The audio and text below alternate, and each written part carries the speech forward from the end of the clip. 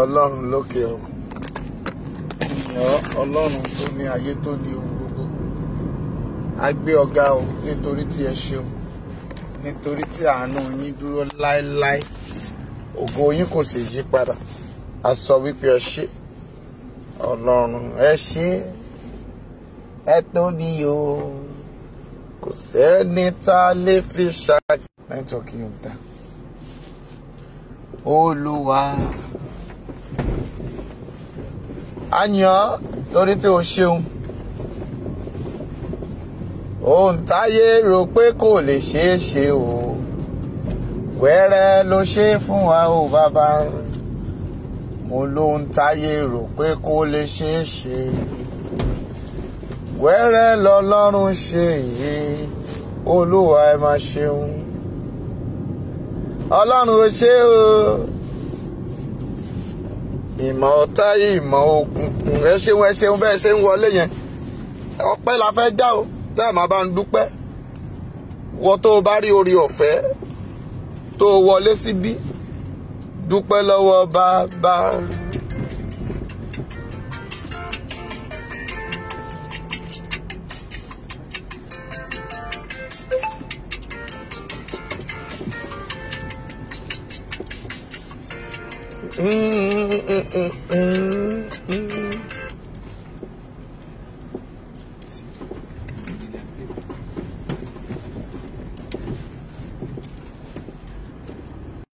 Ní délé o. Ojú táwọn aṣebi.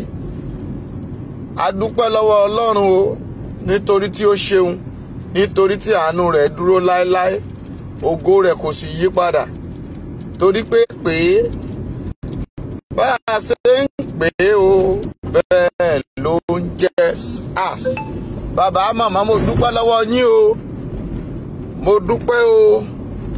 Mo dúpẹ́ o, mo tún dúpẹ́ pẹ́ òkun. Gbogbo ẹ̀yin tí a jọ gbàdúrà ní ọmọ ọba Bíọ́dún Rẹ́ṣàpẹ̀. Gbogbo yín ni mo dúpẹ́ lọ́wọ́ rẹ̀. Gbogbo ẹ̀yin sọ̀rọ̀sọ̀rọ̀. Mo dúpẹ́ lọ́wọ́ yín o. Gbogbo ẹ̀yin fáǹsì gbogbo.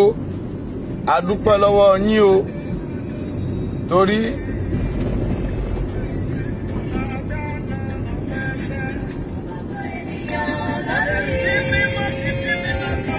a máa jọ dáná ọpẹ́ lọ́dún yìí ni.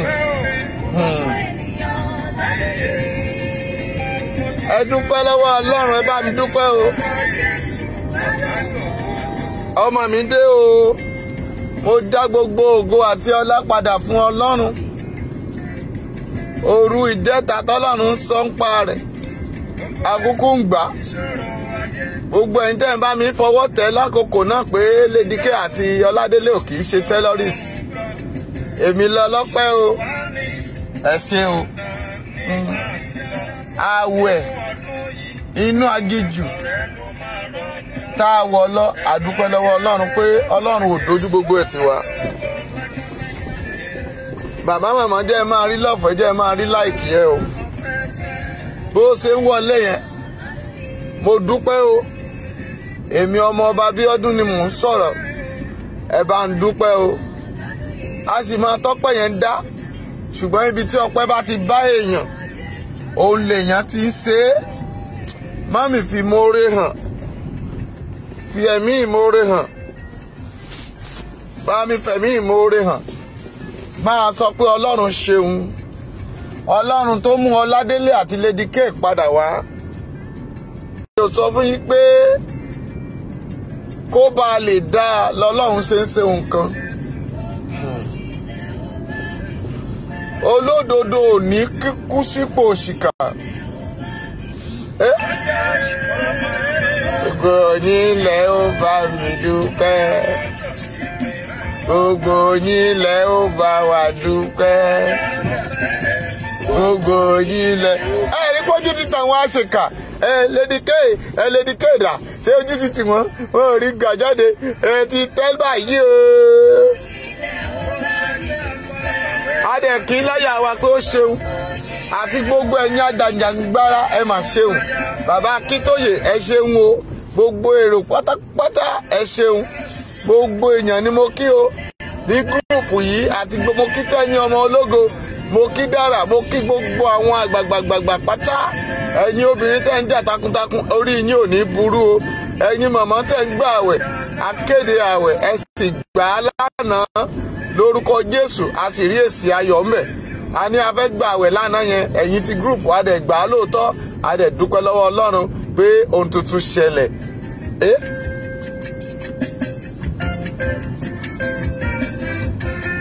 Tí ẹ lè tí wọ́n pẹ́ rí mi bí mo ṣe ń jó. Mọ́mí ìjọ wo nínú mi ti dùn báyìí látọ̀ǹdì tú ẹ kà ń rí mi tí mò ń lejú ni. Wó Ọlọ́run ṣeun o.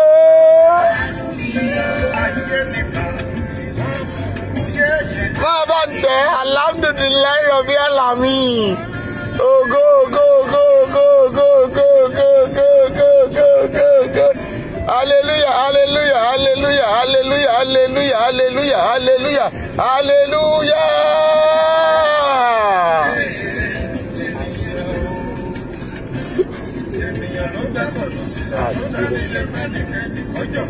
Bẹ́ẹ̀ni.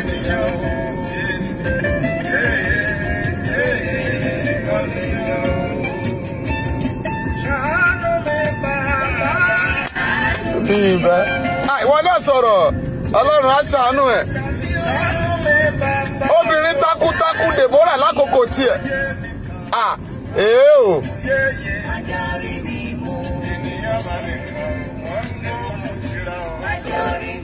Mama jẹ́ rí mi mú ẹlẹ́dàá mi.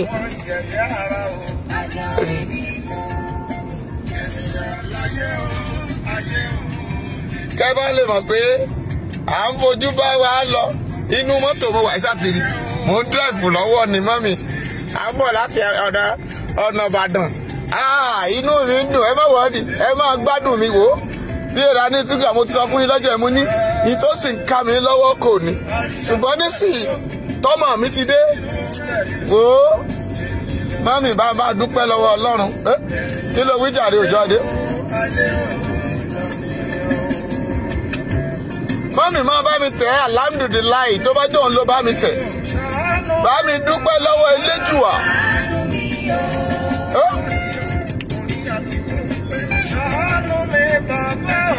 Ṣàánú mi o. Ṣàánú. Lady K ò ní kú fọ̀tayọ̀.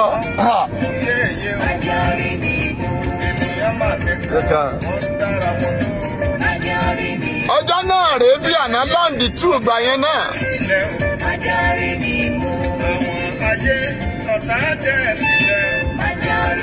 Ó ní pàkúté mú mi lẹ́sẹ̀ ṣùgbọ́n kò sọ pé òun kú sínú pàkúté. Ó dé o. Ọ̀run yọ pàkúté kúrò lẹ́sẹ̀.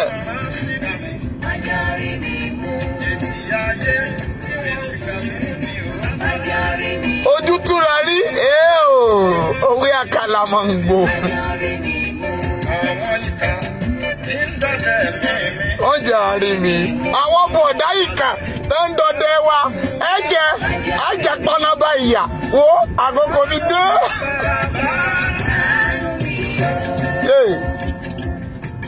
Lọ́wọ́ ọmọ ọba ẹ̀jẹ̀ wo mo ṣe ráyè tì yín báyìí. Ọkàn mi ti balẹ̀. Gbogbo ẹ̀yin fans ẹ máa tẹ̀ hallelujah.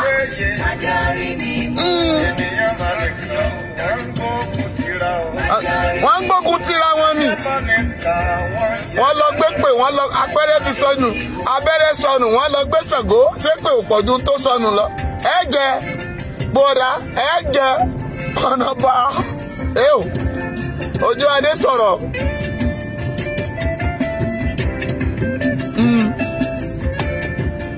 My eyes is clear now. Ojú mi tó ń pọ̀ yẹn mọ́mì ó ti di white báyìí.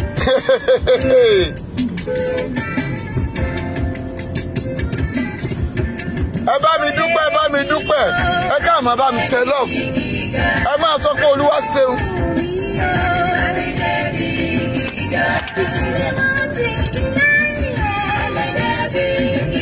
Lady K ti débi gíga. Gbogbo ayé ti mọ̀ ọ́. Ó ti débi àṣeyọrí. A ò lè fún lépè àwọn kan tó ń gbèpè lọ́wọ́lọ́wọ́.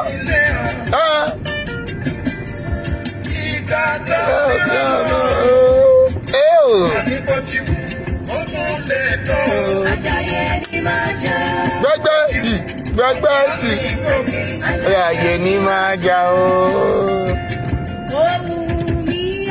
Ohun ìgíga tàbí David. Lady K ti débi gíga, Ọládélé ti débi àṣeyọrí. Mi ò rí débi. Ẹ̀yin màmá yẹn bá mi tẹ lọ́ọ̀fù. Ọpẹ́ là ń dà. Ẹ sí ọ̀rọ̀ yìí. Ọmọ ọba ló sọ̀rọ̀, ẹ bá ń sí ẹ. Hallelujah. Àdùnmí máa bá ń ta hallelujah táwọn èèyàn bá hallelujah tẹ̀. Wo bó sì wà lọ́nà. Mo máa dé ọ́fíìsì ẹ máa tó rójú wù mí. Ẹnìkan ò gbóhùn mágógó lẹ́nu. À ń bọ̀ láti inú mi kágíjù ni. Gíga. Láti débi gíga. Gíga.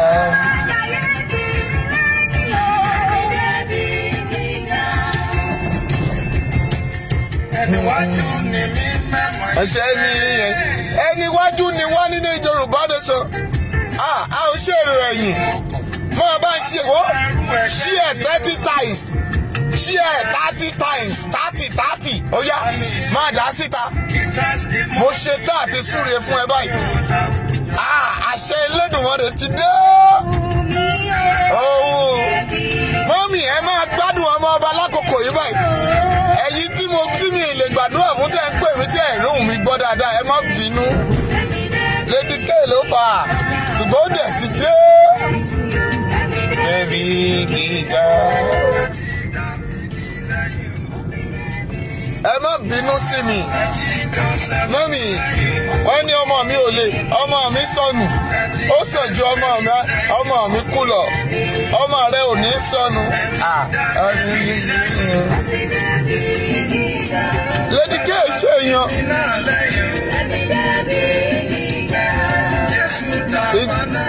Ìgbà tí DSS nà mí, hallelujah, tí DSS gbá mi tán nà mí, mo mọ gudugudu yégbèje yàyà mẹ́fà tí Lady K ṣe. Nígbà tí wọ́n tún gbé rúmọ̀sì jáde pé àwọn kan kámẹ́rà wa níbi tá a ti lọ ṣe nǹkan, wọ́n lọ gbé jáde pé DSS ṣẹ̀ mú mi báyìí ni.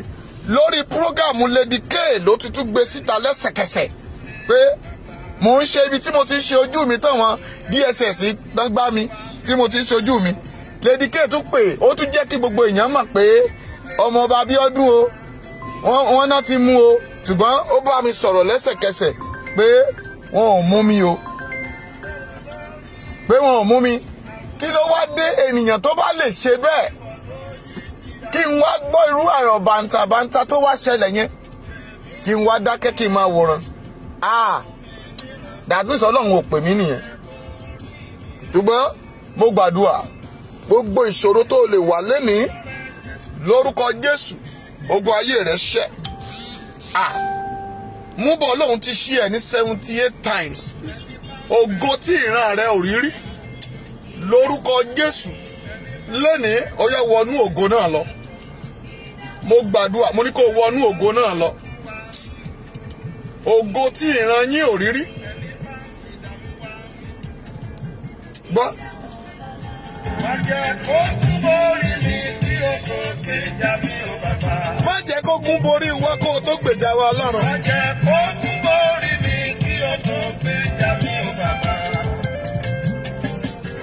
Bí kí n máa gòkè nínú ìwé mímọ́, gbèjà mi já o. Gbèjà wa jà.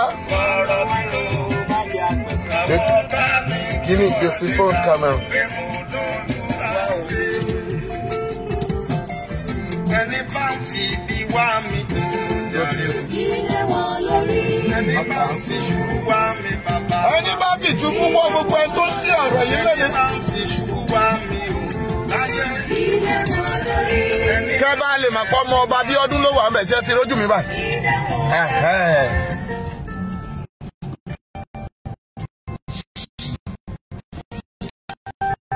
Èmi ni o.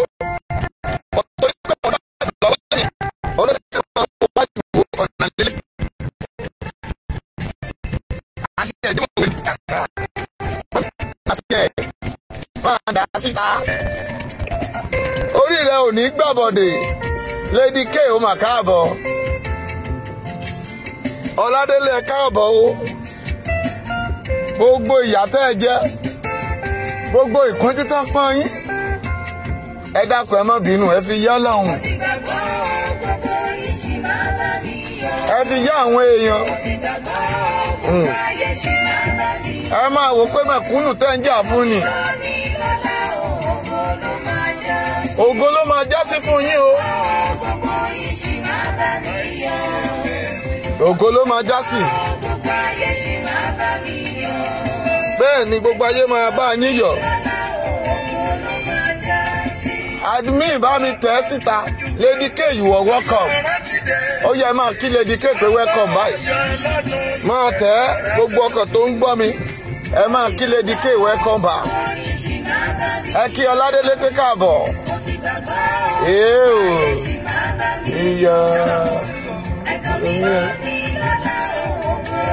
Ẹ máa bá mi kí. Bóòdù ẹ̀ ṣe ń kí yẹn. Ó yá máa wo fóònù fún mi wọ́n tiẹ̀. Bó ṣe ń kí Lady K yẹn, kó máa dárúkọ wọn tó bá ti kí pé Lady K you are welcome yẹn, kó máa pè fún mi.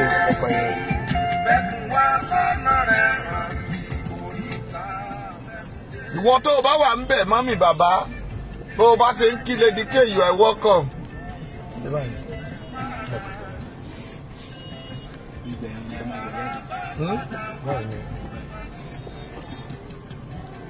Bó o bá ṣe ń rí Lady K welcome.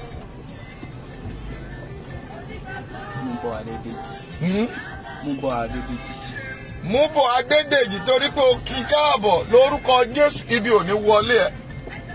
Ìbànújẹ́ ò ní ṣẹlẹ̀ sí ẹ, ta ló tún wà ń bẹ̀? Mọ́mì máa bá ń tẹ̀ ẹ́ Lady K you are welcome. Lady K àná Ládélé ẹ káàbọ̀ o. Idiat Abímbọ́lá. Idiat Abímbọ́lá torí pé o kí pé káàbọ̀ lórúkọ Jésù. Ìdùnnú àti ayọ̀ kó káàbọ̀ sílé ẹ. Ìgbéga kó wọlé ẹ báyìí. Oríire kó wọlé ẹ kó ṣàṣeyọrí. Ta ló tún wà ń bẹ̀?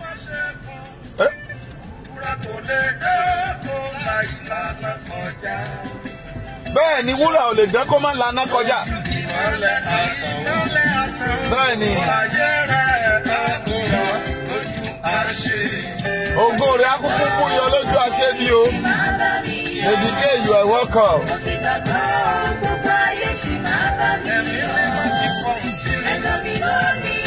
Gbogbo ayé máa bá Lady K yẹ̀ wò, we need to celebrate.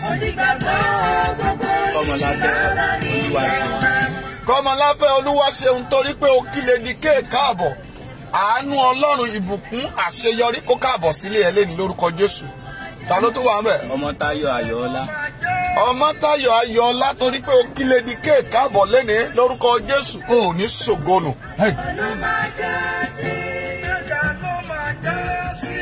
Ìjọ ló máa já sí. Ọkàn mi balẹ̀ mo gbàgbọ́. Mo ti gbàgbọ́ gbogbo ìṣìnà bá mi yọ. Mo ti gbàgbọ́ gbogbo ayé ìṣìnà bá mi yọ. Ẹ̀kọ́ mi lọ bí ọ̀la ọ̀gbọ́n ló máa já sí. Mo ti gbàgbọ́ gbogbo ìṣìnà bá mi yọ. Mo ti gbàgbọ́ gbogbo ayé ìṣìnà. Ní ọjọ́ náà lọ́hùn rèé lóru ògànjọ́.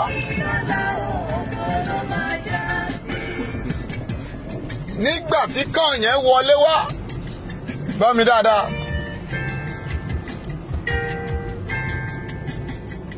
Mo fẹ́ jẹ́ kí gbogbo yín gbọ́ mi báyìí. Ẹ̀fún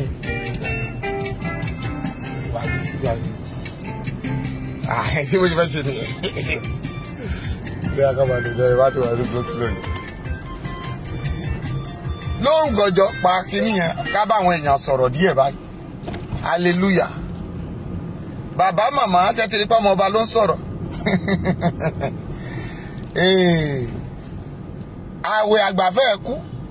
Àrántí gan tiẹ̀ sọ pé à ń ṣe èfù gan.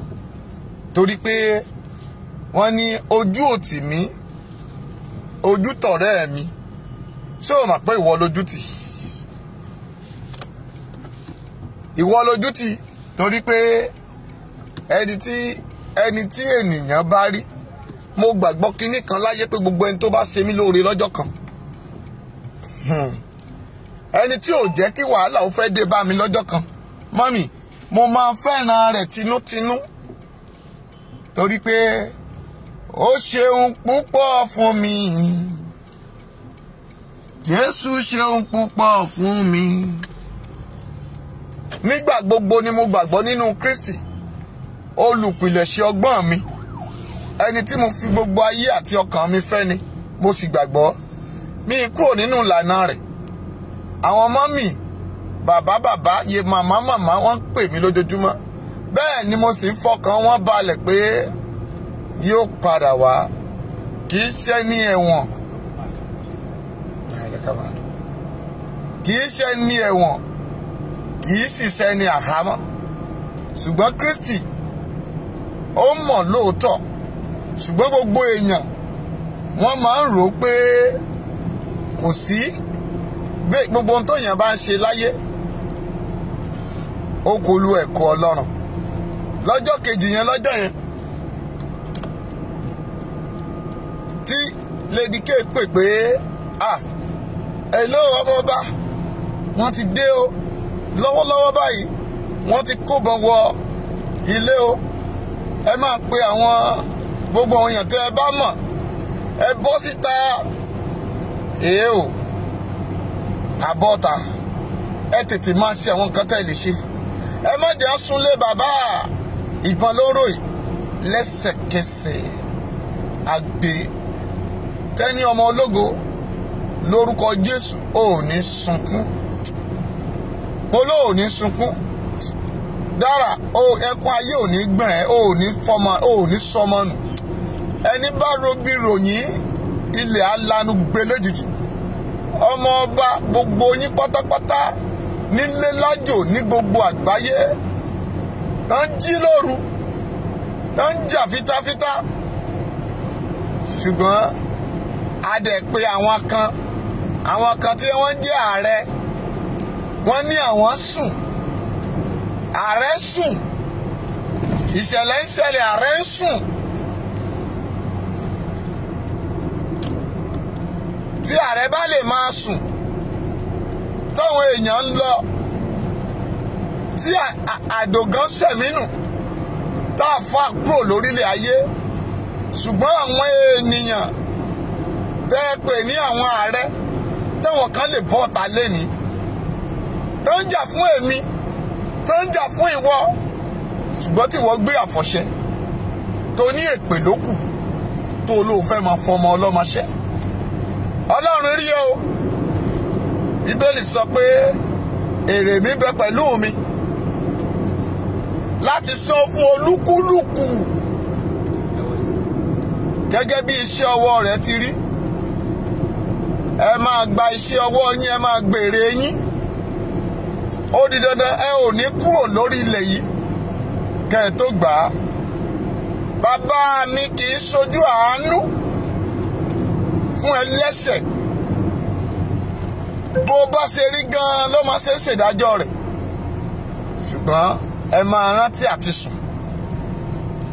Ìwọ tá a fi ṣẹ́lé lọ́wọ́ kó o jíṣẹ́, máa rántí iṣẹ́ tá a gbé fún ẹ. Ìwọ tá a rán níṣẹ́, máa rántí ohun tí a gbélé ẹ lọ́wọ́ kó o máa ṣe. Iṣẹ́ tó ń ṣe lọ́wọ́ yẹn kí ni èrè rẹ̀ bẹ̀?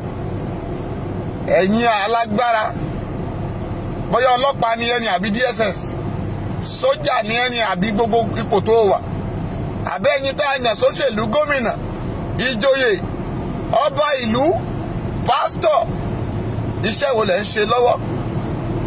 Ṣé iṣẹ́ tá ń ṣe yẹn kí ni benefit tí àwọn ẹlòmíì rí mbẹ̀? Ǹjẹ́ tó o bá kú sípò yẹn kí la fẹ́ sọ nípa rẹ̀?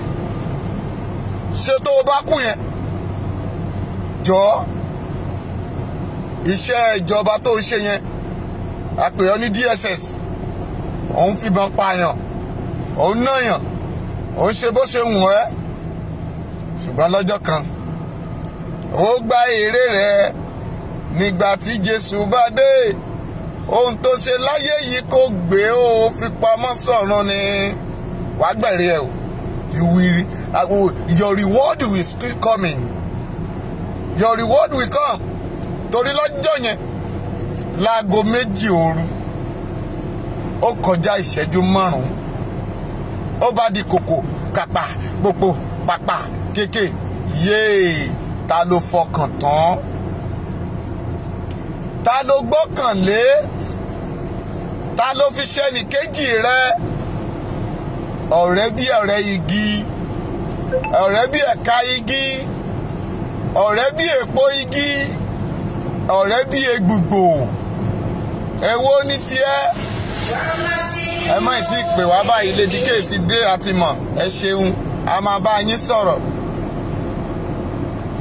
ẹ sì fi mí lẹ́nà inú mi ń dùn lọ́wọ́ mo ń ṣe èyí kí gbogbo yín bá mọ̀ pé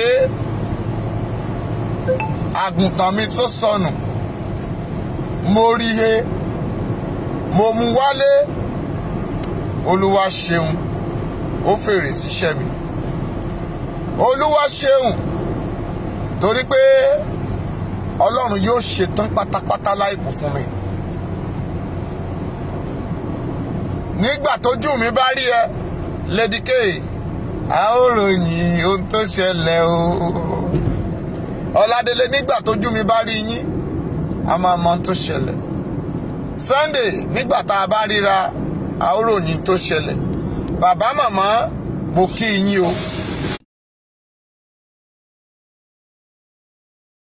ẹ fún akíṣe Ọlọ́run ìpè Ọlọ́run tó ní májẹ̀mú mo mà dúpẹ́ lọ́wọ́ rẹ̀ mo dúpẹ́ lọ́pọ̀lọpọ̀ fún gbogbo omijé ẹkún tó ṣẹlẹ̀ lọ́ndì 2 mo dúpẹ́ lọ́pọ̀lọpọ̀ ló ayé ìgbé ayé àwọn màmá bàbá wọ̀nyí torí pé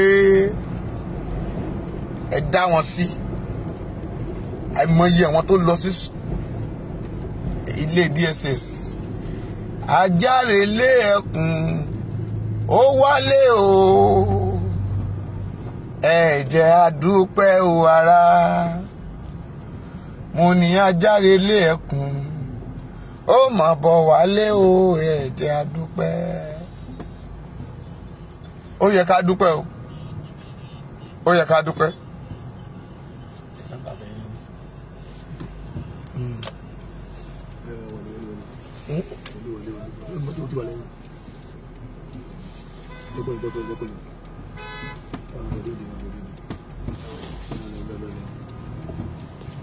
ẹ jẹ́ ká dúpẹ́ lọ́wọ́ Ọlọ́run torí pé ó ṣeun torí tí àánú rẹ̀ dúró nígbà tí ìbọn ró kòkòkòkò gẹ́gẹ́ bí mo ṣe ń sọ lọ àgbè síta lọ́jọ́ náà Lady K obìnrin takuntakun tó bá jẹ́wọ́ ni ṣó lè ṣe é mo ní tó bá jẹ́wọ́ ni kí ló fẹ́ ṣe o ọkùnrin mi ò lè ṣe ọkùnrin mi kò lè ṣe mo tiẹ̀ náyàn mi kan ó ní ẹ̀sà tó ń gbọ́ ìbọn òun á ti máa yàgbẹ́ sára.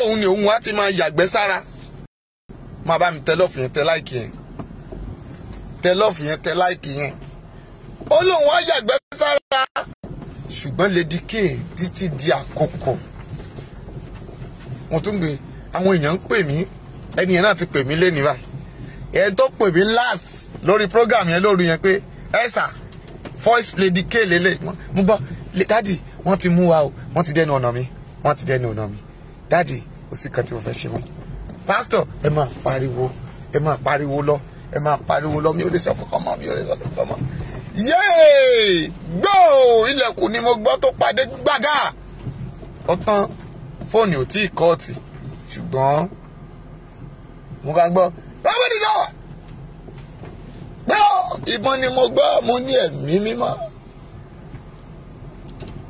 ọkọ́ àtùpà tí mo gbé síwájú pé kí ìbọn má bá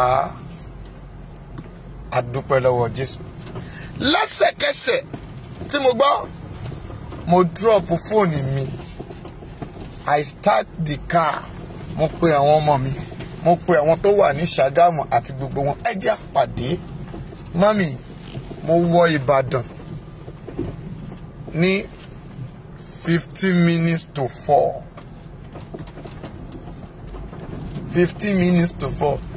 Ọjọ́ tí ọmọ tí ó ń gbé machine lọ́jọ́ yẹn tó ń gbé káàkiri ó taná lọ́ọ̀kan báyìí tí mo start mọ́tò tí mò ń bọ̀ ó rò pé àwọn Jagunlabi ló ń bọ̀ ni ó bá sá.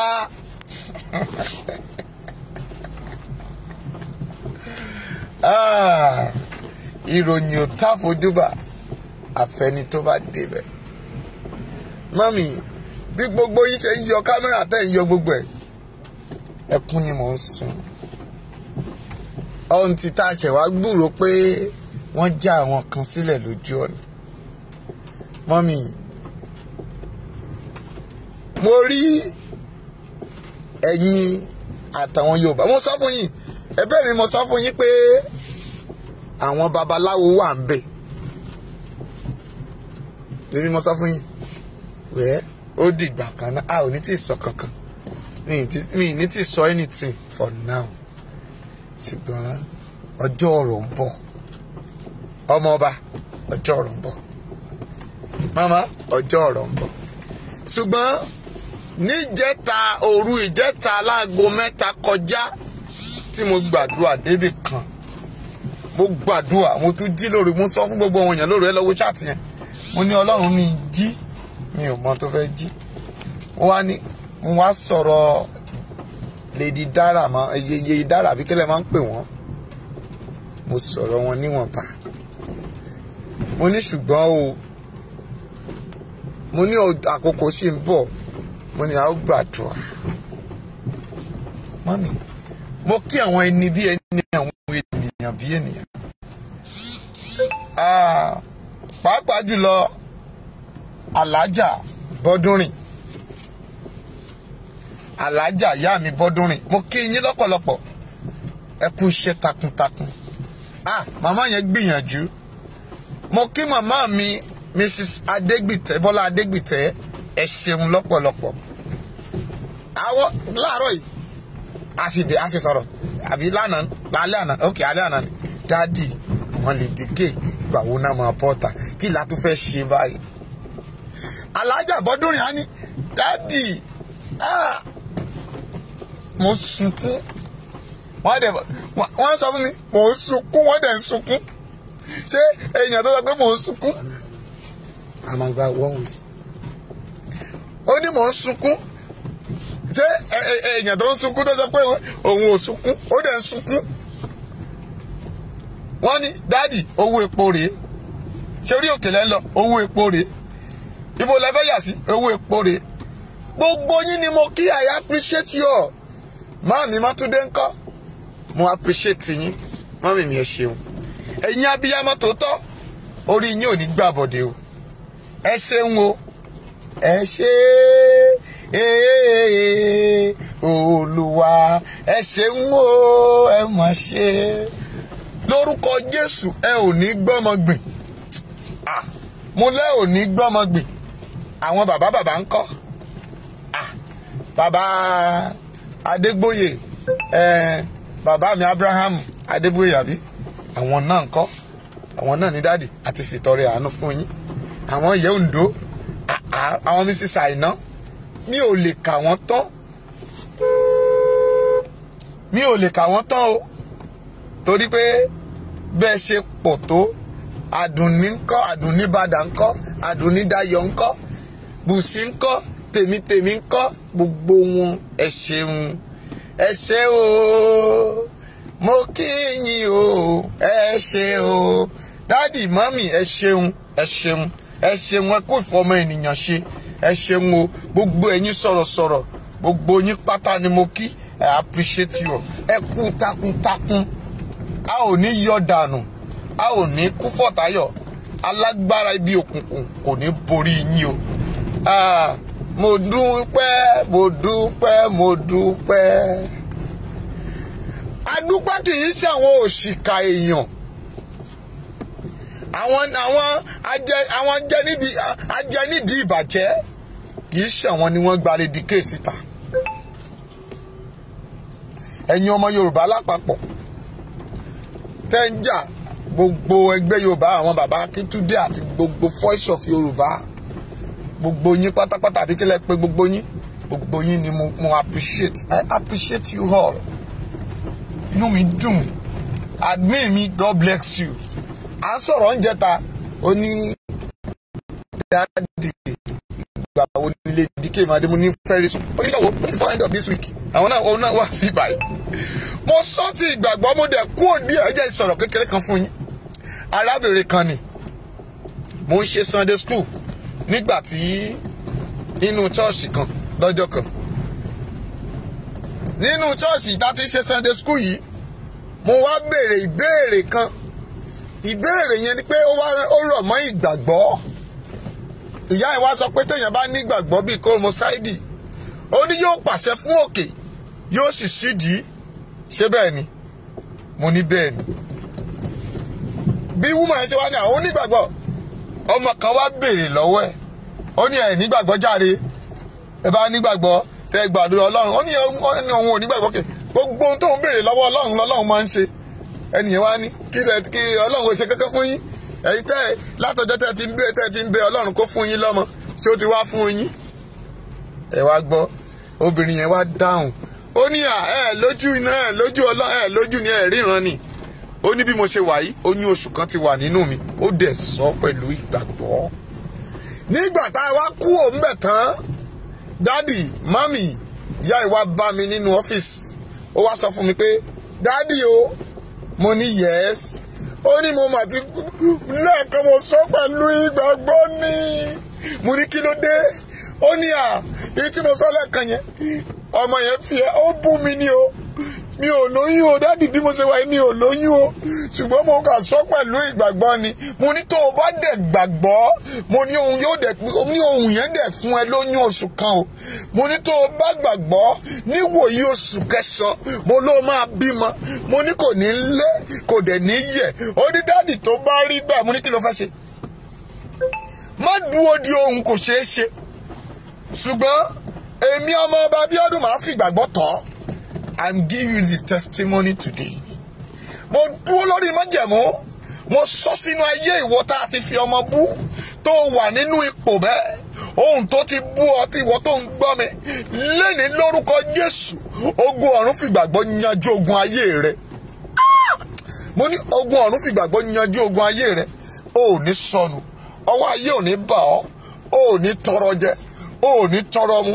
O ò ní tọrọ ná. O ò ní tọrọ lù. Ohun tó dàbí òkè ìṣòro láyé ẹ̀yẹn, ogun ọ̀run sọ̀rí pẹ̀tẹ́lẹ̀, àmì rẹ̀ dà, ó mà ṣàmì. Mo ń lo ìgbàgbọ́ ìpè Ọlọ́run májẹ̀mú Ọlọ́run Ayọ̀ Babalọ́lá. Mo ń lo ìpè Ọlọ́run májẹ̀mú Orímọládé. Mo ń lo ti Ọ̀ṣọ́bà lọ́wọ́lọ́wọ́. Àwọn ìpè tí kì í ṣe rádaràda, àwọn tí ò jẹjẹkújẹ. Mo ń lo Mákùlíkì Sántàbà. Mo ń lo ti Ọbádáre lẹ́sẹ̀kẹsẹ̀ lọ́wọ́lọ́wọ́ báyìí. Èmi ló kàn, àkókò mi rèé. Mọ́mì, ìwọ ló kàn, àkókò rẹ rèé. Àkókò lè kéré oṣù yìí ló fẹ́ ṣáìn. Mo ti sọ fún ẹ, mo ní a ò ní parí oṣù yìí Lady K máa jáde. Mo sọ lórí program, gbogbo program mo ló máa jáde kó o mẹ nínú oṣù kọkànlá yẹn. Àjọ máa ṣe ni, àjọ máa ṣe ni, àjọ máa ṣe ni. Bẹ́ẹ̀ ni nígbà tó sì sọ oṣù kẹsàn-án, bàbá tó ń gbọ́ mi, màmá tó ń gbọ́ mi, nígbà tó di oṣù kẹsàn-án mi, ìyá yẹn bímọ pẹ̀lú àṣẹ Elédùmarè. Àbí tọ̀ mí wá. Àmà bí tọ̀ mí wá, wọ́n ń gbọ́ mi báyìí gbogbo ìjọba yẹn, bàbá tọ̀ mí wá, tí n bá ti rí wọn mọ́ ní mọ́mí ìyá tọ̀ mí wá ní dáàdì tọ̀ mí wá. Ohun tí mo sọ lọ́jọ́ náà ni pé ọmọ tá ẹ máa bí tọ̀ mí wá la máa pè é. Ó dẹ̀ tọ́ wá, ogun ọ̀run tọ̀ ọ̀rọ̀ náà wá, torí pé wo wà ń bí lẹ́ni lórúkọ Jésù, ìyè wọ ilé rẹ̀. Gbogbo ohun tó ń béèrè, ìwé ìgbélú ni o, ọmọ ló béèrè, ọkọ ló béèrè, aya ló béèrè. Lórúkọ Jésù, ogun ọ̀run mo lé ẹ lọ́wọ́. Bẹ́ẹ̀ ni èmi àtàdmí ìlàjọ ń sọ, mo ló máa tó dé, ẹ fọkàn balẹ̀. Mọ́mì ó mà ti dé báyìí. Ó ti ṣeé ṣe o, ó ti ṣeé ṣe o, ó ti ṣeé ṣe o, ó ti ṣeé ṣe o. Ohun táyé rò pé kò lè ṣe ni, ó ti ṣeé ṣe o. Ó mà ti ṣeé ṣe. A mà dúpẹ́. Ó ṣeun o. Bàbá, inú mi dùn. Tẹ́ bá rí pé ẹ bá rójú mi lénìí báyìí. Ṣẹ́rí kò dá kí ìbànújẹ́ wà lójú èèyàn. kò dá kí ẹkún wà lójú ènìyàn. Lady K fúnra ẹ̀ gan-an tó wà níbi tó wà ogun wàhálà tí ẹ̀ ọ̀pọ̀ tó tèmi. Let's say the reality. Mọ́mì mi wá jókòó báyìí màá máa ronú ni pé ṣé mo dẹ̀ gbàdúrà tí yóò gbà ní.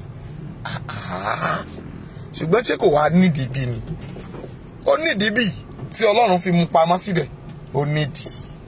Ṣùgbọ́n lénìí a dúpẹ́ lọ́wọ́ Ọlọ́run pé atẹ́gùn àlàáfíà, atẹ́gùn ayọ̀, atẹ́gùn ìbùkún ó wọlé tó wá. Mọ́mì pè mí, ẹ máa pè mí o. Ìwọ tó o bá nífẹ̀ẹ́ Lady K wàá pè mí. Tó o bá pè mí mo fẹ́ bá ẹ sọ̀rọ̀. We need to talk. Ẹ̀yin tẹ́ wà nínú group mi, tẹ́ wà nínú prayer point in prayer group yẹn, a ní láti sọ. We need to talk. Màámi bọ́dún rìn tẹ́ bá ti wo program yìí, ọ̀dà kan ṣì wà ń bíṣẹ́.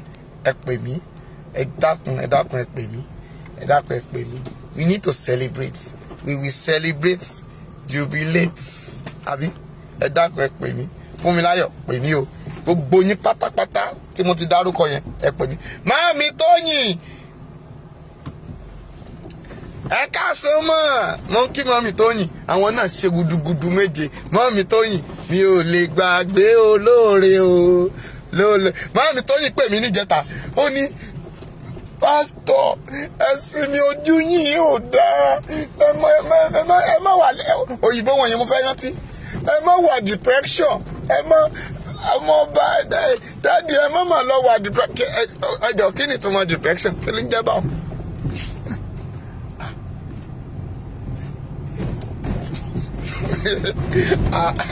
Ẹ dàgbà ẹ rí i pé tí mo wọ ẹgbẹgbẹgbẹ mi ò mọ̀ náà wọ́n ní o mo kà déédéé rí i pé mọ́tò ti ń fọ́ ká.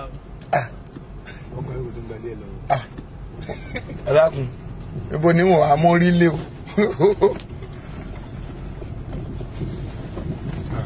A máa rí ibi jáde.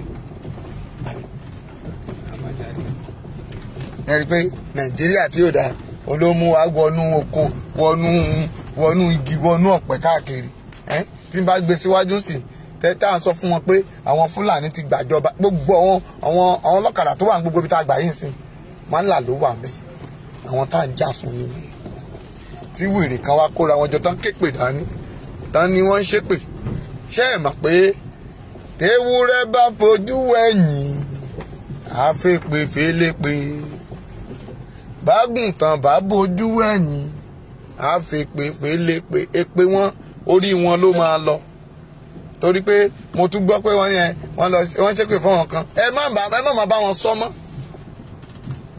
ètò yìí bá ti rí ẹ tún fún wọn láṣẹ sí lórí pé káyé wọn bàjẹ́ dànù kan ṣègbè kò ní ìdí pé ẹ̀ ń gbé káàkiri all the people that calling me mami ẹ mọ̀ máa sọ pé ń ṣèpè fún lágbájá àdúrà ni wọ́n ń ṣẹ́ fún because tó bá yẹ pọ́n mọ̀ pé èpè ni wọn ò ní ṣe torí pé èèyàn tó bá ṣépè ọmọ ẹ̀ àgbà ń bẹ̀ ìwọ tó ṣépè ò ní lọ ṣé ò ní ṣe pé fù tó bá ti tọ́ sórí ẹ̀ tọ́ ètò kù sí ẹlẹ́nu ìwọ náà ti mú díẹ̀ nú èpè tó ṣe fún yàn ìwọ náà wá wò lórúkọ Jésù orí yín ò ní gbẹ̀gùn mami inú mi dùn ẹ bá mi tẹ lọ́fẹ̀ẹ́ tẹ láìkì ṣé inú ẹ ò dùn ni ṣé inú ẹ ò dùn ok mo fẹ́ gbàdúrà fún èèyàn 21 ok mo fẹ́ gbàdúrà fún èèyàn 51 èèyàn ẹ má wọrí lálẹ́ a máa sọ̀rọ̀ lálẹ́ mo máa sọ story kan fún yín nípa àwọn tí wọ́n tán jẹ́ èèyàn ìkà mo máa sọ díẹ̀ nínú ẹ̀ lálẹ́ ìwé ìtàn wọn mo fẹ́ kà á torí pé tá a bá ka ìwé ìtàn wọn èyí tí mo dúró dè ó ti tó mi lọ́wọ́ báyìí mo rẹ́dí àti ka ìwé ìtàn wọn ìgbà tí mo sọ ti Abidjan gbogbo yín náà lẹ́gbọ̀ abẹ́ ẹ̀gbọ́n gbà náà ìtò máa gbẹ̀yìn wọn gbogbo àwọn tẹ́ ẹ̀ rí pé gómìnà wọ̀nyí ìtò máa gbẹ̀yìn wọn Ọlọ́run máa gbélé wọn lọ́wọ́ àwa kọ́ lẹ pọ́n lójú àwọn ara yín lẹ pọ́n lójú Ọlọ́run á wọ láìjẹ́ àìmú mi àìsùn lóru wọnú oko wọnú igbó wọnú everywhere lọ Ọlọ́mọ jà tẹ́. A máa bèrè náà.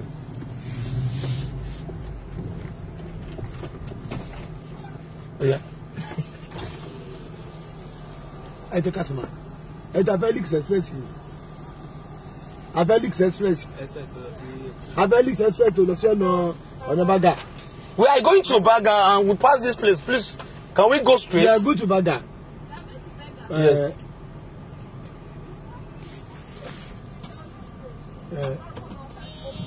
Okay. Okay, thank you.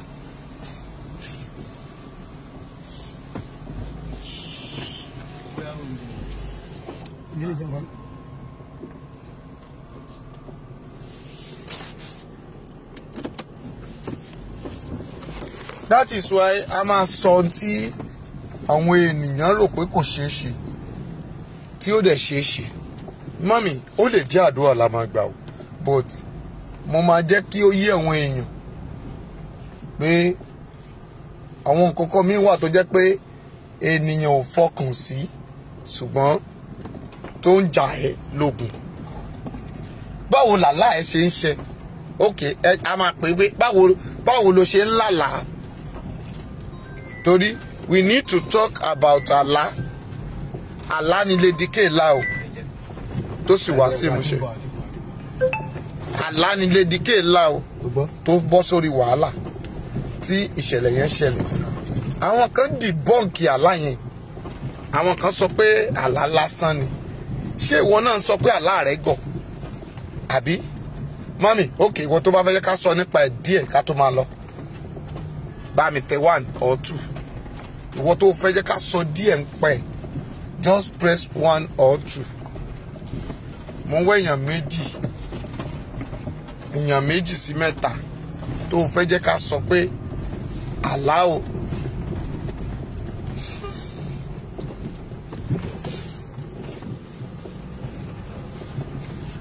Sọ fún mi tó fẹ́ ká sọ ń pa àlá yẹn ká tẹ 1 or 2. Okay, mo ti rí èèyàn kan. Okay, mo ti rí èèyàn méjì. Okay. Àwọn ọmọ mi kan tó wà níbí báyìí. Ẹ jẹ́ n tún kí àwọn náà. Aisat Adémọ́lá. Mami mi ẹ máa ṣeun. Àwọn mọ́mì náà wọ́n máa ń béèrè ìgbà wo ni Lady K máa bọ́ta ìbá ọ̀la ṣe fẹ́ ṣe dáàdì ṣe space la fẹ́ gbà báyìí àbí complain la fẹ́ lọ.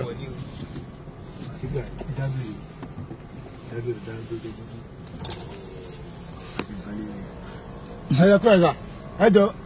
Ibẹ̀ iná ti á sí ẹ̀ ọ̀hún yẹn ni. Ẹjọ́ Felix Express sí Baga ni. Ṣé iye àbí yẹ? Ok.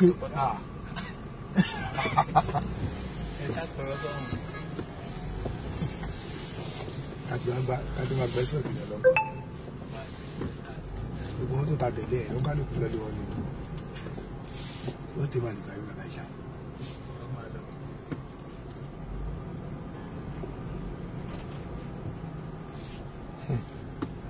Lọ́ba jẹ́ tẹ́lẹ̀ mi.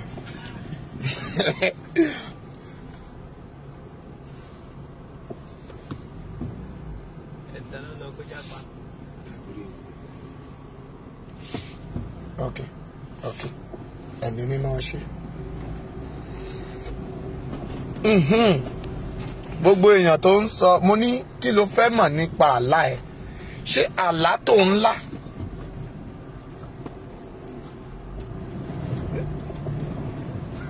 Ó jìn o.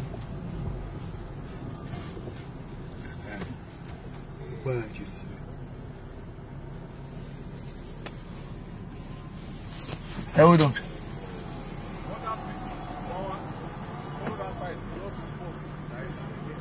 Ibo ni máa gbà ìdébẹ̀ yẹn?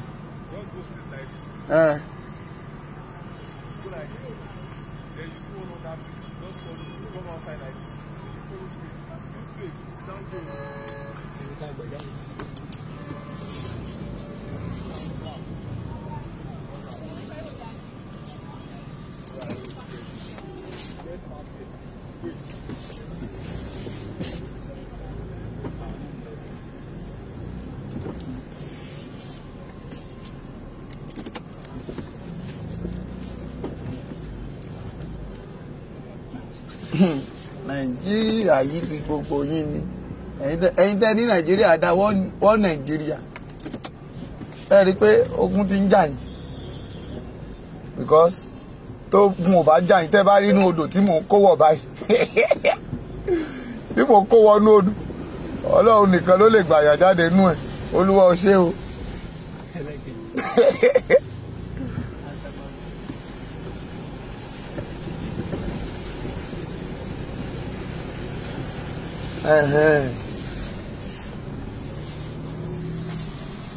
Torí ẹ máa bá yín sọ̀rọ̀ lọ ẹ̀yin èèyàn mi kí ni òun rò nípa àlá ẹ̀ kí lòun rò nípa àlá ẹ̀ báwo ni àlá rẹ báwo ló ṣe ní effect sí ayé ẹ̀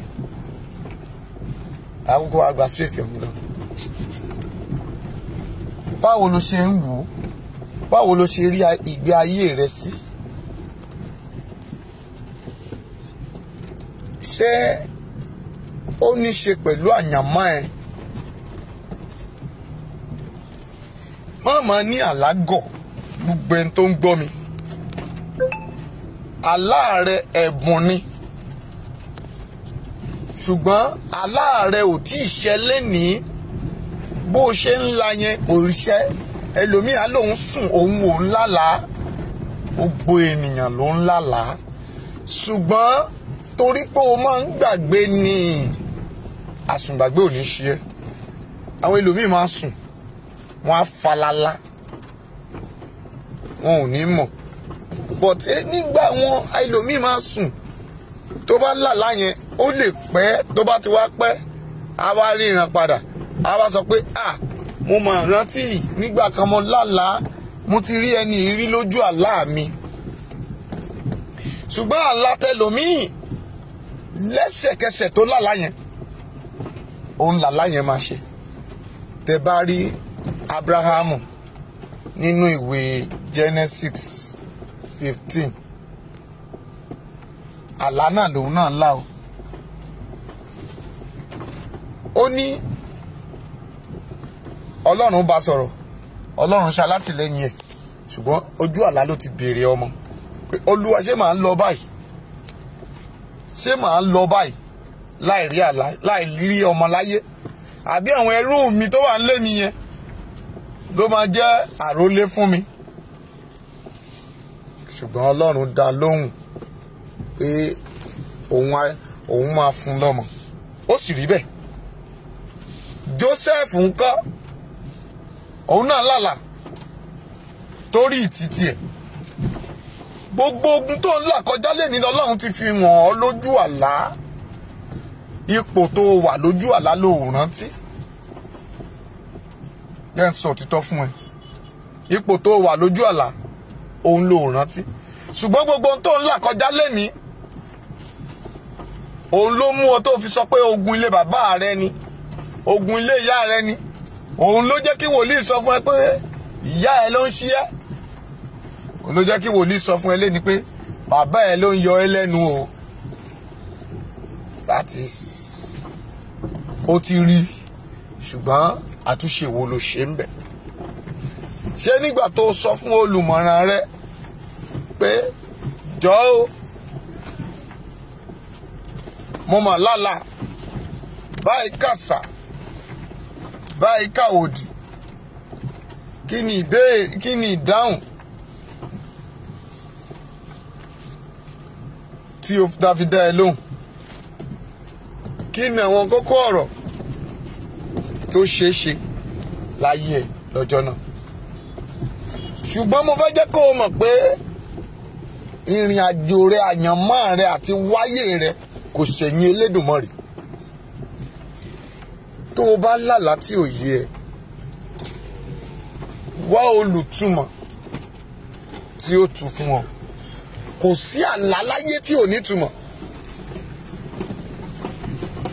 jẹ́ n sọ àlá kan fún ẹ téèyàn kan sọ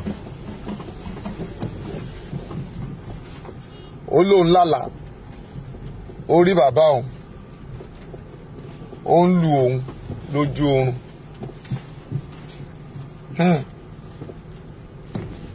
wọ́n bá sọ fún pé kò rí bàbá ẹ̀ ó ń lù ẹ̀. ṣé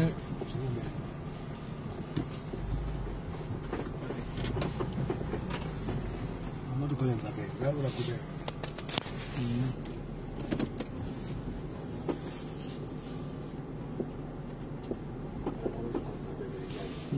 Ó dà pé bẹ́ẹ̀ náà yẹn ń gbà.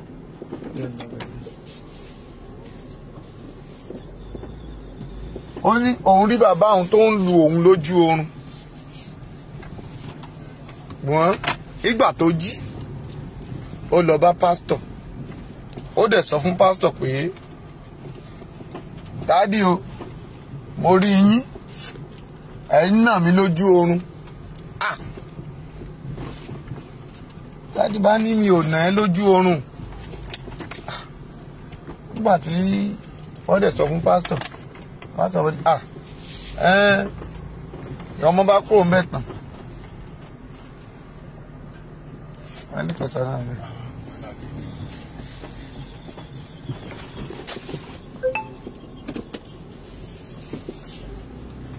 lọ́ bá ní kò òun kọ́ lòun lù lójú oorun wòlíì náà bá ní ó bá ní kí dáàdì yẹsẹ̀ dáàdì náà bá yẹsẹ̀ kú ọmọ ẹ̀ nígbà tí dáàdì máa kú ọmọ ẹ̀ ó bá sọ pé má dá dáàdì yẹn lóhùn o.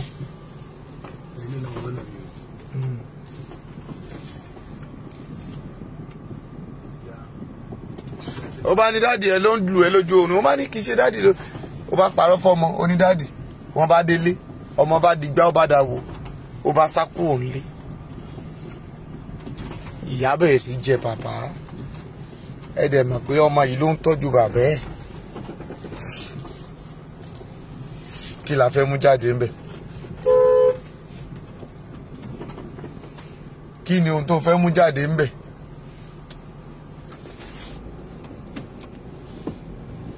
ẹni tó rí bàbá ẹ̀ lọ́nà bíi méjì mẹ́ta tí bàbá ń lù lójú oorun. lóòótọ́ àwọn èrò ọkàn máa ń fa àlá ṣùgbọ́n ìwọ tó o bá tí bàbá rẹ̀ lù ọ́ lójú oorun nǹkan kan ló ṣẹlẹ̀ débẹ̀ ṣé o ti béèrè lọ́wọ́ ẹ̀ pé báwo lẹ ṣe lálá yẹn báwo làlá yẹn ṣe jẹ́ kí lẹ̀ ń ṣe lọ́wọ́ tí ó fi di lílù àwọn nǹkan wọ̀nyí lẹ máa fi mọ̀ tọ́lọ́run máa fi enlight yẹ láti lè tú àlá yẹn.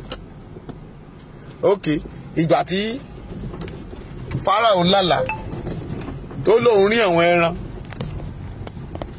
àwọn kan wọ́n sanra àwọn kan rù àwọn tó sanra àwọn tó rù yẹn wọ́n wá gbé àwọn tó sanra mì tó bá jẹ́wọ́ ló fẹ́ tún kọ́. ẹnìkan wà eégún lé lójú oorun ibi tí eégún ti ń lé ìgbà tó máa ṣí tí wọ́n máa ṣí aṣọ eégún sókè tí eégún máa ṣí eégún wọnú ilé tí eégún máa ṣíjú sókè ó di ọkọ ẹ̀ mọ́mì ṣé ọkọ rẹ̀ ló wá ń di ọ̀rọ̀ yìí. Adélẹ́yẹ Bánjí kí ni help tó o need pè mí sórí nọ́mbà 080 57 45 5803 080 57 45 5803 nọ́mbà mi nìyẹn lórúkọ Jésù wàhálà ànúgbà. Ihun tí mò ń sọ ni pé àlá ló lágbára jù nínú ìrìn àjò ẹ̀dá torí pé ńgbà tó o bá ti sùn o ò mọ ibi tó ń wà gbogbo ohun tó ń ṣe nígbà yẹn o ò mọ̀ ó dàbí pé kéèyàn wà nínú ipò òkú ni ó máa wà nínú ìgbé ayé míì ó máa wà nínú ìjọba míì ìjọba yẹn máa di ìjọba míì sí ẹ lọ́rùn. That is bí ìrìn àjò àlá ṣe rí nìyẹn ṣùgbọ́n ó lálàá lójú àlá ó bẹ̀rẹ̀ sí wá bàtà ẹ kiri o ò rí bàtà ẹ ṣé ìyẹn ti mí ní pé ẹsẹ̀ ẹ ti gé nìyẹn? ẹni tó lálàá lójú àlá tó bọ́ bàtà síbì kan tí ò wá rí bàtà yẹn ṣé kò mọ̀ pé ibi tó ń lọ bóyá azumi pé bóyá ó fẹ́ lọ gbaṣẹ́ níbì kan ó dẹ̀ sùn àbó lálàá ó bọ́ bàtà lẹ̀ kò rí bàtà iṣẹ́ yẹn ò lè bọ́ sí i. àwọn èèyàn sọ fún pé ìgbésẹ̀ tó fẹ́ gbé ìgbésẹ̀ yẹn tó ń ti ń rò ó máa mẹ́hẹ̀. bó tó fẹ́ ṣèyàwó ni o anything tó bá wù kó fẹ́ ṣe tó o bá lálàá tó ń wá bàtà rẹ lójú oorun ìgbésẹ̀ yẹn kò ó máa mẹ́hẹ̀ fún àwọn ipa kan. ṣùgbọ́n mo gbàdúrà ìwọ tó wà nínú irú pé bẹ́ẹ̀ lénìí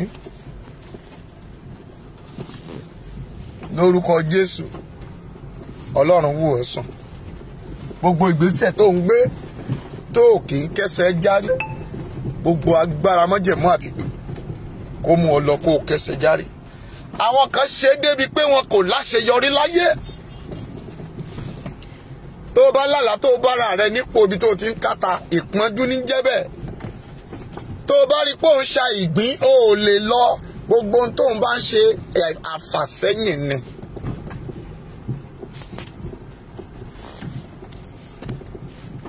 mo rí ẹni tó lálàá tó wá gbọ́ o. àwọn kan máa lálàá débi pé ìtọ́dẹ̀ lálàá yẹn á dẹ̀ ṣẹlẹ̀ lẹ́sẹ̀kẹsẹ̀. ọ̀rọ̀ lè di kéèlà bá débẹ̀. àlá mi wà mo ti lẹ́ni tó lálàá ojú ayé yìí náà ni ó jẹran lójú oorun nígbà tó dẹ̀ máa jí báyìí ó dẹ̀ bá ẹran yẹn lẹ́nu ara ẹ̀ níwájú Ọlọ́run onímọ̀jẹ̀mú ni mò ń sọ yìí. ó jí báyìí ó bá ẹran yẹn tó ń jẹ lẹ́nu tí ò bá jẹ́ pé ọpẹ́lọpẹ́ àdúrà ìgbà tó máa jẹ́ pé ẹran rèé wọ́n mú ẹran yẹn hàn mí báyìí kó lè sọ̀rọ̀ mọ́ bó ṣe lajú sáyé báyìí tó sọ fọ́kàn pé mo jẹra lójú ọ̀la mo dẹ̀ bọ́ lẹ́nu mi padà.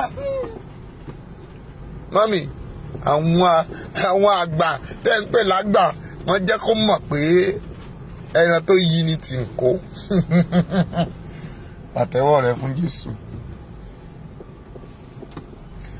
wọ́n jẹ́ kó mọ̀ pé ẹran tó yí ni kí ni wọ́n pè ó tì ń kó.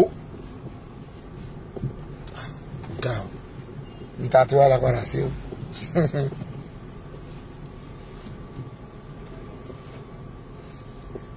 wọ́n mọ̀ pé ẹran tó yí oní tì ń kó wọ́n ṣe kí ni tó bá jẹ́ pé àgbàdua mọ́mì ibẹ̀ ló máa bá lọ. ìwọ tó o bá lálàá tó o bẹ̀rẹ̀ sí kẹ́ ẹran tọ́kì oúnjẹ tọ́kì oúnjẹ ẹran dídí lójú oorun mọ̀ pé o ti ń bá wọn àgbà jẹun o ti ń bá wọn àjẹ́ ilé yín jẹun pọ̀. àìmọye tó jẹun lójú àtijọ́ ìsàkéde kan fún ọ tó o bá jàkàrà lójú oorun máa múra lẹ̀ pé àkàrà tó jẹyẹ o tí ilẹ̀ bá ti mọ́ gbàrà mọ́mì kó o tó sọ fún yàn kankan tètè lọ wá àkàrà kó o jẹ. torí láì jẹ́ bẹ́ẹ̀ wọ́n ní ṣepoṣepo kan ò ní fẹ́ yẹ̀yìn ṣepo dákàrà kan ò ní fẹ́ yẹ rèé dákàrà bẹ́ẹ̀ ni o kó má bàa mẹ́hẹ. ìgbà yẹn ni wòlíì lè gbàdúrà ìgbà yẹn ni pásítọ̀ lè gbàdúrà tí ọ̀rọ̀ rẹ ò ní ṣùpọ̀ bí àkàrà. ó ti di mélòó? o gbúdọ̀ mọ irú tí ẹ̀mí mímọ́ ń ṣe. ó ní ìwé Revelation chapter 3:14 tó fi sọ pé tó o bá fẹ́ gbóná kó o gbóná tó o bá fẹ́ tutù kó o tutù má jẹ́ kó gbóná kó tutù. o gbúdọ̀ máa màdúrà gbà ó dáa kó o sùn ju kó o sùn kó o wá tají láago 4:00 Olúwa ṣàánú mi ẹ̀mí mọ́ ṣàánú mi ó dẹ̀ sùn láàrin ìṣẹ́jú 2 ó wá sùn padà Sátánì dẹ̀ ń wò ẹ́. Ẹlòmíì ó sọ ọ̀rọ̀ ara rẹ̀ débi pé mo wá gbàdúrà dáàdì aládùúwà níní ìwọ ládùúwà níwájú ẹ̀ ọ̀yà ṣàánú mi Olúwa ṣàánú mi Jésù Olúwa wa. Ẹ jẹ́ kí n sọ àṣírí ogun kan fún yín àbí àṣírí ìgbàgbọ́ fún yín. Bí ẹ̀yin tẹ́ ẹ wà nílùú òyìnbó bẹ́ẹ̀ ṣe ń gbàdúrà ó yàtọ̀ sí àwọn ajágbémákèfèrí ìhà yìí o. Gédéǹgbé ló yàtọ̀. Àtọ̀ wà ń bẹ̀ tó pọ̀ tó jẹ́ pé tá a bá ní àṣì ìwò ó jura wọn lọ torí pé àwọn àjẹ́ ilẹ̀ yìí ẹja ṣe báyìí. Mo gbàdúrà lọ́jọ́ kan ìyá kan pè mí láti ìlú ọba ó bá sọ gbogbo ṣáà ní gùnmáìká lọ tọ́ ní nàbẹ́ o ẹ̀wọ̀n báyìí. Àwa gbàdúrà mo wá sọ fún pé àdúrà ọjọ́ mẹ́ta lájọ máa gbà ó lóun gbọ́. A gbà á lọ́jọ́ kìíní a gbà á lọ́jọ́ kejì nígbà tó di ọjọ́ kẹta dádì mọ́mì gọ́ngọ́ sọ. Kí ló wá ṣẹlẹ̀? Bá ṣe ń gbàdúrà yẹn mo kà rí pé ìyá yẹn ò ṣàmì mọ́. Mo ń gbàdúrà lọ mo rí pé wọn ò ṣàmì. Ṣé màmá ti sùn ni?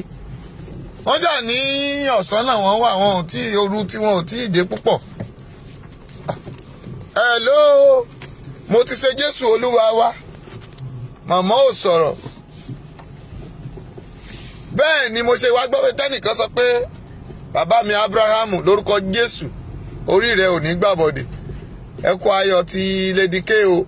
Àwọn bàbá takuntakun náà wọ́n yún ni. Àwọn náà ni mo sọ̀rọ̀ wọn lẹ́ẹ̀kan. Àìmọye owó epo, owó ọkọ̀, tá a wọ̀ létí òkun, tá a wọ̀ lọ tí ọ̀sà, tá a wọ̀ lọ sórí òkè gbogbo. Tó yẹ ká gbà lẹ́kọ̀ọ́. Ó ti yé.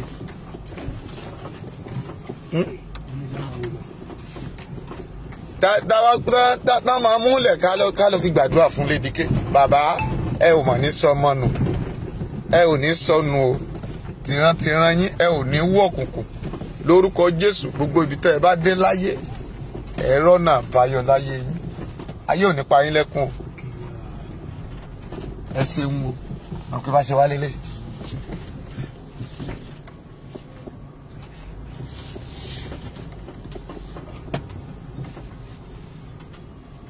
Àti ìrìn jáde tí o. Ẹ ṣeun púpọ̀ mo appreciate yín all. Àyè tí mo sọ mo ní ìyá ò sọ̀rọ̀. A fẹ́ jẹ́ kí ìyá sọ̀rọ̀ ìyá ò sọ̀rọ̀. Ó dàbí pé lára àwọn ọmọ tí a fẹ́ jẹ́ kí nínú àwọn ọmọ tí ìyá kó ti ra.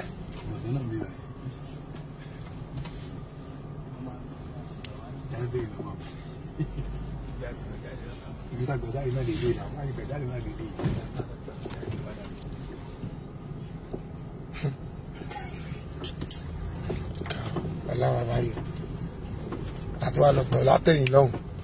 Ibẹ̀ iwájú mẹ́rin náà ni. Iwájú mẹ́rin náà ni já máa lọ. Ìtànú ìbẹ̀rẹ̀ ló yẹ ká ti gbà jáde tẹ́lẹ̀.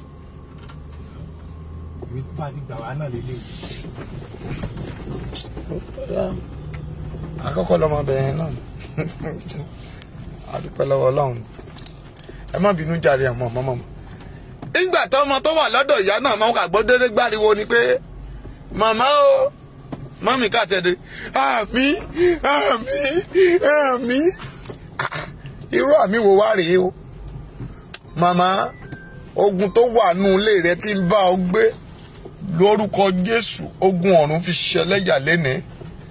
Nígbà tí màmá ò wá sọ̀rọ̀ màmá bá pe fídíò ṣe ni màmá dẹ̀ sáré bẹ́wù lẹ̀. Kí ló ṣẹlẹ̀? Ẹ má bẹ́ẹ̀ wù. Dáàdì ẹjẹ́ ń wà. Dáàdì mami àwọn ọmọ yìí náà máa ń gbọ́ ètò wa báyìí. Àwọn náà fún mi ní orí ọ̀fẹ́ láti sọ síta. Ẹ̀jẹ̀ bò wọ́n. ẹ̀jẹ̀ bò wọ́n, ṣe ló dàbí pé wọ́n fi dà kọlà sí wọn lára. Ìgbà yẹn ni mo wá mọ̀ pé àwọn alágbára ibi òkùnkùn, kí ló ṣe? Àwọn alágbára ibi òkùnkùn náà kó pankẹ́rẹ́ fún màmá.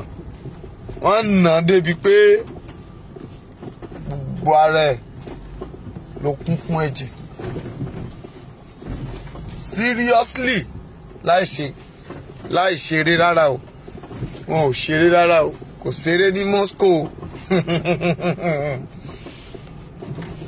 Àwa ní ọ̀rọ̀ wa dọ̀rọ̀ agéjù. Mo ní màmá ẹ rán wa lọ sórí òkè. Màmá tí mo bá ti wá fẹ́ gbàdúrà fún màmá, tí mo bá ti ní orúkọ Jésù, Olúwa gbogbo ogun tó nà yín, ẹ̀mí mi láti ẹ̀ má sọ bẹ́ẹ̀ mọ́. Wọ́n máa tún padà nà mí sá. Látọjọ́ tẹ́ ti sọ mi ò lè róorun sùn. Ṣùgbọ́n lè ní nǹkan. Ògo ni fún Ọlọ́run lókè ọ̀run. Mo ní ògo ni fún Ọlọ́run lókè ọ̀run. Gbọ́ mi, ìwọ tó o bá rí àmì ṣe, ẹni tá a gbé ogun ayé rẹ lé lọ́wọ́, obìnrin la gbógun ayé rẹ lé lọ́wọ́, ọmọdé la gbógun ayé rẹ lé lọ́wọ́, ó yá kó pàdánù agbára. Mo ní kó pàdánù agbára. Ó yá pàdánù agbára. Pàdánù agbára. Bàbá màmá ẹ ò ní jẹ̀bi. Mami, àdúpẹ́ lọ́wọ́ Ọlọ́run. Ọlọ́run ṣe ogun yẹn láṣẹ wọlé. Èyí tí mo fẹ́ mú jáde nínú ọ̀rọ̀ tí mo sọ yìí ni pé kí ni ìyà jẹ? Obì ni ìyà jẹ lójú oorun. Tó fi ra rẹ̀ sínú ẹgbẹ́ òkùnkùn lójú oorun. Tó jẹ́ pé ọ̀rẹ́ rẹ̀ tímọ́tímọ́ nígbà tó wá gbàdúrà tá parí lórí lágìjù, ó bá dọjọ́ kejì, ó ní màmá bá pè mí, ó ní dáàdì, mo ní sà, ó ní ọ̀rẹ́ òun máa pè òun lánàá, ó ní ó sọ pé tílẹ̀ fi mọ́ ṣe ló dàbí pé kan há òun lọ́rùn. Mo ní kí ló há yín lọ́rùn? Ó lóun bá béèrè pé kí ló há lọ́rùn. Ó ló bá sọ pé obì tóun fún yín ni obì, ìjọ́ wo ló fún un lóbì, bó ló ti róbì, pé ṣé ìwọ lọ Nàìjíríà ní tóun róbì. Ó lọ sọ pé obì tó jẹ́ ni. Ó bá jẹ́wọ́ fún màmá pé òun lòun fobì, òun lòun fún lójú oorun, pé òun láìkí ẹ̀, pé òun dẹ̀ fẹ́ bá ṣẹ́gun ayé ẹ̀, ṣùgbọ́n kò lè ṣẹ́gun ayé èèyàn lójú físíkálì. Obì ló lọ fún ìyà jẹ lójú oorun. Mo á níwẹ̀ Ọlọ́run ó ṣeun o. Nígbà tí ìyá kejì yẹn bọ́ tó kù díẹ̀ kó kú, ló ṣẹ̀ wá jẹ́wọ́ ohun tó ṣe fọ́ọ̀rẹ́ ẹ̀. Ó làwọn náà níjọ́ tí à ń gbàdúrà. Mami, ṣé ìwọ náà ò máa gbàdúrà kó àdúrà tiẹ̀ náà máa le koko bí ojú ẹja? Ṣé ò máa gbàdúrà tí gbogbo àjẹ́ tó gbógun tiẹ̀ tán dàbí àjẹ́ ọ̀tá? Gbọ́ mi. Yeo ẹ ṣé o. Màmá mi bọ́dún rí dé. Ọdí ẹkú orí rẹ̀ jẹ́rìí. Wọ́n ní tá a bá porí àparò a máa jáko. Mami tá a bá rógun kan tó gbógun tì yín lórúkọ Jésù, ogun ọ̀nà wa fi ṣe ẹlẹ́yà. Mami bọ́dún rìn, mo ti sọ̀rọ̀ yín, mo ní abiyamọ òótọ́ ni yín. Mami mi á ní ẹ bẹ́ẹ̀ sà, mi ò sunkún o, mi ò lè sunkún torí mi ìfẹ́ sunkún. Wọ́n dẹ̀ yọ mi lójú, wọn ò dẹ̀ fẹ́ sunkún. Wọ́n ní ọ̀rọ̀ lè dí pé iná ni, ọ̀rọ̀ lè dí. Mami, èní lọ́jọ́ ayọ̀ rẹ̀, ọjọ́ ayọ̀ rẹ̀, ọjọ́ ayọ̀ rẹ̀. Àwọn abiyamọ tòótọ́ nìyẹn. Gbọ́ gbogbo ọ̀nà tó wù kọ́ ọmọ yín tọ̀ láyé, mo sọ sáyé yín màmá, kò ní ṣẹ̀wọ̀n. Ọmọ yín ò ní lọ́nú ẹgbà ẹ̀wọ̀n. Ayé ò ní fọmọ nà yín. Ẹjẹ́ àfọmọ sèrọ̀, kò ní jẹ́ ìpín àti mọ́jẹ̀mú yín. Ẹ ra àánú gbà. Màmí bọ́dún rìn, lórúkọ Jésù ẹ ò ní sunkún ọmọ o. Ẹ ní fẹ̀yìntì sunkún ọmọ. Aya yìí ò ní dèmọ yín lẹ́gbọdọ̀. Bẹ́ẹ̀ lẹ̀mí mímọ́ wí. Jésù Olúwa wa. Wòlíì Ọlọ́run alààyè. Lẹ́ òye wádà igbó. Ògo yín á fọhùn. Ìpè yìí ò ní di rádaràda. Kèrúbù ayọ̀, Séráfù ayọ̀. A ti fi ìpínlẹ̀ lélẹ̀ lórí òtítọ́. A ti fi ìpínlẹ̀ lélẹ̀ lórí òdodo. Bẹ́ẹ̀ni, lórí òdodo àti òtítọ́ tí ẹ wà, ẹ ò ní jẹ̀bi. bá rẹ ẹnikẹ́ni tó ní ìpè rẹ̀ ń bì wọ́n nínú lórúkọ Jésù irú ẹni bẹ́ẹ̀ kó ṣàdánù agbára kó jábọ́ lójú oorun gbogbo àjẹkàjẹ tó bá fò lẹ́bí yín nílé bàbá nílé ìyá tó ní ẹ ò ní lọ lórúkọ Jésù mo ní kó pàdánù agbára ṣé ẹ mọ̀ pé wòlíì Ọlọ́run ni mò ń bá wí lọ́jọ́ yẹn ó dáa kó èèyàn máa gba wòlíì rẹ̀ gbọ́ ẹ jẹ́ sọ ọ̀rọ̀ kékeré kan lórí ọ̀rọ̀ Ìyá Ṣílò mo lọ sórí program Ìyá Ṣílò ní last week Saturday àwọn náà máa tó bẹ̀rẹ̀ program lé nísìn wọ́n kà sí wá sáré wá yọjú wò mí ni anytime from now wọ́n máa bẹ̀rẹ̀ program ẹ máa bá mi lọ bẹ̀ tó o bá fẹ́ mọ wòlíì Ọlọ́run lóòótọ́ tó bá jẹ́ pé London ló ń gbé wọ́n máa béèrè àdírẹ́sì church wọn I can introduce that church to you to be attending there kí àwọn ilé òkè ṣe sàkámọ̀ǹdè wọ́n lè máa múra o wọ́n lè ṣe bí àwọn tọ̀hún ṣe gbà á sí nìyẹn ṣùgbọ́n mami yẹn ó gbìyànjú torí pé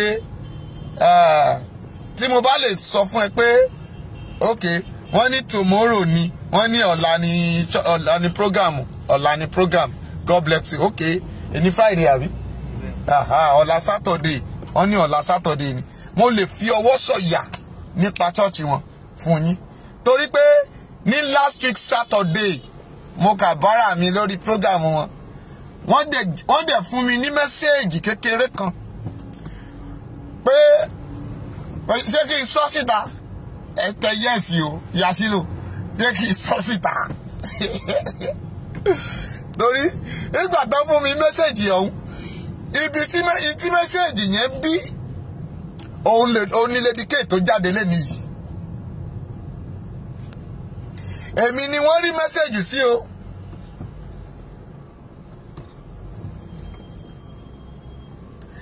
wọ́n rí mẹ́sẹ́ẹ̀jì sí mi mo ṣe wọbẹ̀ bí mo ṣe jẹ́ wòlíì Ọlọ́run tó wọ́n ní bàbá mi Akamsondo ìwà lọ ibọ̀kan ìwà pàdé mi ń bẹ̀ yóò dẹ̀ ti yí ẹ o ọ̀rọ̀ yẹn náà nìyẹn mi ní sọ́jú bẹ́ẹ̀ lọ.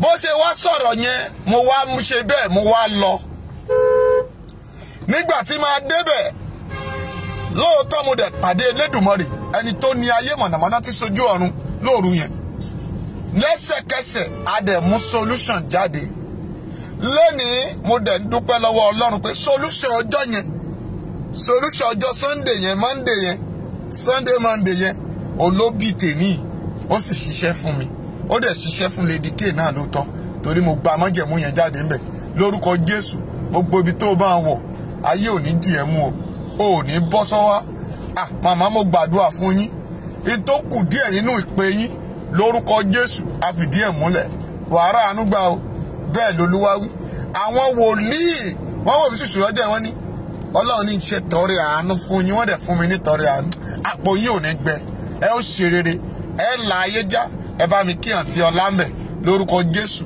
ó ṣe jọyè ìwádà igbó bí ó bá ti tún rí ìwọ̀n ìdógíyàn mi ò má pa máa o àdúrà gbà o. èyí tí mò ń sọ nìyẹn ìyá yẹn jẹ́ obì ní Yorùbá sọ pé obì ní bí kú obì ní bàrùn ṣùgbọ́n obì ló bí àìsàn sí ara ìyá yìí o ìwọ tó jóbi lójú oorun ok ẹ jẹ́ máa fún yín ní sáàmù ó dẹ̀ yẹ kẹ́ máa sanwó sáàmù yẹn ni o torí tẹ́ bá ti ń pè mí torí àwọn kan ti ń jìrà fún sí gbogbo iṣẹ́ tí ọmọ ọba Abíọ́dún ń ṣe òun làwọn lọ fi ń ṣe program gbogbo àwọn sáàmù tí bá ti pè lórí kinní òun lòun máa lọ máa fáwọn ará chọ́ọ̀chì tiẹ̀ ó dẹ̀ dáa bẹ́ẹ̀ torí pé ara iṣẹ́ ìtúsílẹ̀ náà ni lórúkọ Jésù Ọlọ́run yóò tú gbogbo wa sílẹ̀ a ò ní jábọ́ lórí àkàbà ṣògo a ó sì ṣe rere o lórúkọ Jésù Olúwa wa àmín. mọ́mì jẹ́ kí mọ́ tí ò ń ṣe nípa àlá rẹ mọ́ tó ń ṣe pa ẹ̀ má ń lálàá kó sọ pé àlá lásán ni. mo réyàn kan wọ́n yìnbọn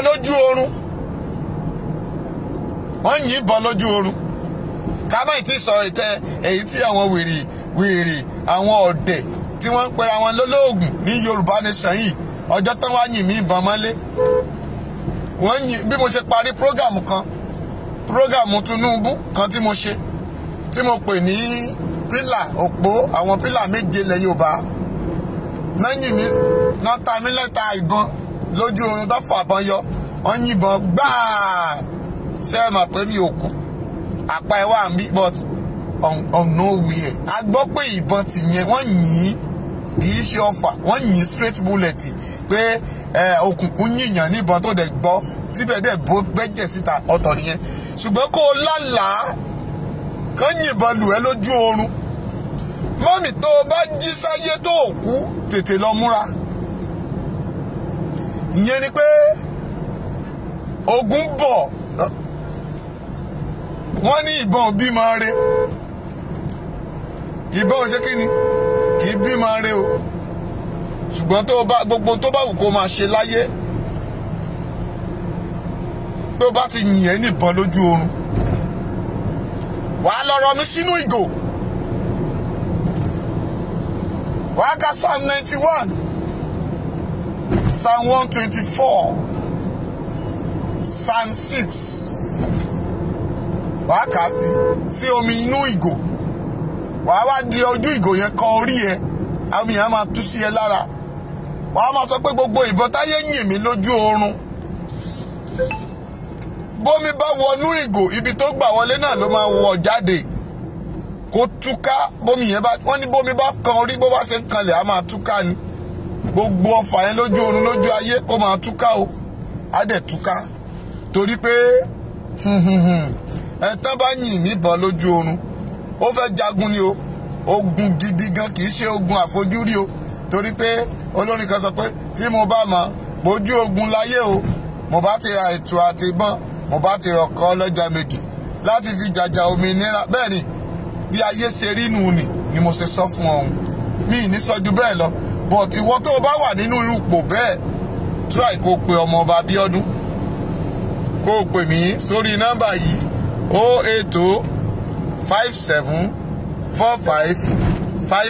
08057455803. Torí mo máa tó gbé kọ̀ yẹn lẹ̀. Bóyá ọdẹ lálá kan kò yé ọ, pè mí máa tú fún ẹ. Ọlọ́run ní tú àlá ọba. Olóran Dáníẹ́lì lọ́wọ́ láti fi tú àlá. Àlá jẹ́ nǹkan tó jẹ́ pé ẹ̀bùn ni. Are you hearing me? Ẹ̀bùn ni láti lè tú. Tó o bá la tó le jù bẹ́ẹ̀ lọ, ogun ọ̀run á fi wa tú. Tó o bá sọ tá a bá rí túmọ̀ ẹ̀ lẹ́sẹ̀kẹsẹ̀ á gbàdúrà, Ọlọ́run á tú. And lẹ́sẹ̀kẹsẹ̀ gan ni, it's not going come. Kì í ṣe go come. Àbí báwo lẹ ṣe ń sọ? Lady K káàbọ̀ o. Mo gbàdúrà fún gbogbo èèyàn tó ti wọlé lénìí lórúkọ Jésù. Ẹ ó rí àánú gbà. Ẹ ò ní sọnù lórí àkàbà ṣògo. Àánú Elédùmarè kó bá yín gbé o. Bí ọ̀wàrà òjò yìí ṣe balẹ̀ lénìí, ara kó tú gbogbo ènìyàn. Thank you. Appreciate you all. Thank you. Lady K are back. Program bẹ̀rẹ̀. Mo fẹ́ ṣe program. Ẹ gbọ́ wìrìwìrì ọ̀rọ̀. Ọmọ ọba, wọ́n ti tú mi lẹ̀. Ẹ ti yọkùn nídìí ọ̀bọ mi. Mo fẹ́ fọ̀ torí pé àìlè sọ̀rọ̀ tẹ́lẹ̀. Mo fẹ́ jẹ́ kí Lady K dé ni. Kọ́mọ́ ní kí ló ń dùn lára bàbá. Tọ́mọ rẹ̀ ò sí nlé. Àbí nítorí sọ́kọ́ nìyẹn. Àìmọye wòlíì ẹni mẹ́ta ló ń jáde. Ó kà pariwo Lady K àárín kankan tó yẹ. Ṣé ń fi Lady K ta owó ni? Mi kúkú mọ bọ́n yẹn ń gbowó lórí ẹ̀. Ṣùgbọ́n lórúkọ Jésù, àánú ti bẹ̀rẹ̀. Gbọ́ àánú bẹ̀rẹ̀. Ẹ ṣeun púpọ̀. God bless you. Tẹ́ ẹ bá mi dúpẹ́ lọ́wọ́ Ọlọ́run pé ọpẹ́ mi pọ̀ léléyìí o. Ọpẹ́ mi pọ̀. Ṣùgbọ́n mo tún mọ́pẹ́ mi mí ìbọn. Lálẹ́ ẹjọ́ àjọ pàdé kí Ọlọ́run fún wa ní oore ọ̀fẹ́ àti agbára. Bẹ́ẹ̀ ni Olúwa wí. Thank you.